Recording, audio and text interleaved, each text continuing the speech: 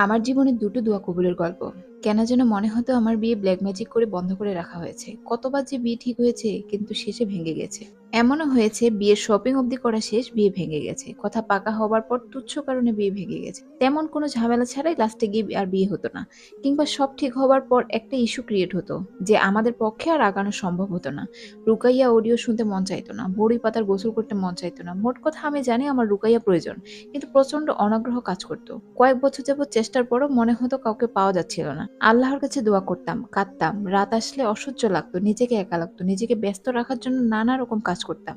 যারা বিয়ের জন্য চেষ্টা করতো তারাও হাল ছেড়ে দিয়েছিল। কোনো ঘটক লাগালে শেষের দিকে ঘটকও দায়িত্ব ছেড়ে দিত। বলতো চাহিদা মতো ছেলে পাওয়া সম্ভব না।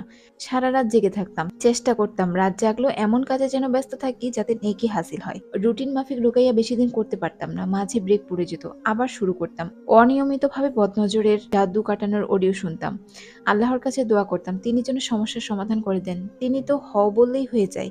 দোয়া করতাম কেউ জাদু করে থাকলে আল্লাহ সুবহানাহু তাআলা যেন সেই জাদু নষ্ট করে দেন নিজ ক্ষমতায়, নিজ দয়ায়। এই বছরে একদিন স্বপ্নে দেখি আমি টেবিলের সামনে বসা, সামনে কোনো পুরুষ লোক, চেহারা দেখিনি, ফিল করেছে আমাকে ফু দিচ্ছে, রুকাইয়া করছে।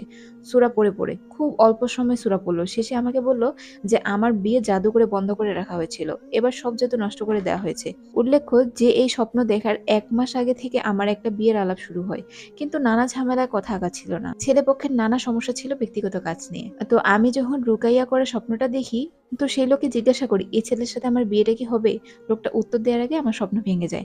প্রস্তাবটা শুরু হবার সময় থেকেই টানা ১ মাস ইস্তেখারা করেছি। তাহাজ্জুদের উত্তম সিদ্ধান্ত নিয়েছি। এই স্বপ্নটা দেখার প্রায় ১.৫ মাস পর আমাদের বিয়ে হয় আলহামদুলিল্লাহ। এই ছেলের সাথে বিয়ে হবে কিনা এটার উত্তর আল্লাহর তরফ থেকে পাই ১.৫ মাস পর।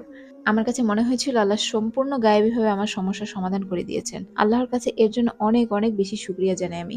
আগে থেকেই চাইতাম নেক সন্তান আর চক্ষু শীতলকারী স্বামী। বিয়ের পর থেকে আরো দোয়া করেছি আল্লাহ যেন উত্তম নেক সন্তান দান করেন। চক্ষু শীতলকারী স্বামীকে পেতে অনেক বছর সবরে পরীক্ষা দিতে হয়েছে।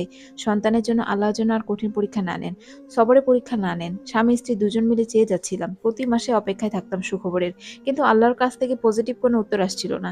এরপর আবার স্বপ্ন দেখি আমি কোনো এক ডাক্তারের কাছে গেছি বাচ্চার ব্যাপারে পরামর্শ নিতে। এরপর দেখলাম তারা আমার কি ট্রিটমেন্ট করা শুরু করলো, আমার পেটের ভিতর থেকে কি যেন বের করলো তারা। ব্যাপারটা এমন যে ওই সমস্যার কারণে আমার কনসিভ হচ্ছে না, ওই জিনিসটা বের করে দিয়েছে তারা। বলল যে এবার আমার বাচ্চা হবে। এরপর আমি কনসিভ করেছি কিনা এটা জানার জন্য স্বপ্নের মধ্যেই ডাক্তারের কাছে গেলাম রিপোর্ট দেখাতেই, কিন্তু পজিটিভ নাকি নেগেটিভ সেটা শোনার আগে ঘুম ভেঙে গেল। এবার উত্তরটা জানার জন্য অপেক্ষার পালা।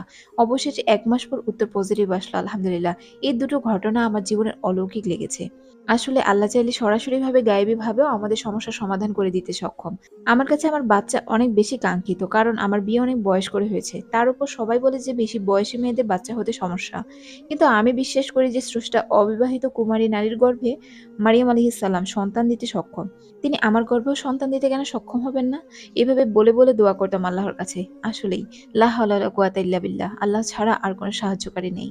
আসলে এই গল্পটি একটি বোনের। তার কোনো নাম তিনি প্রকাশ করেননি।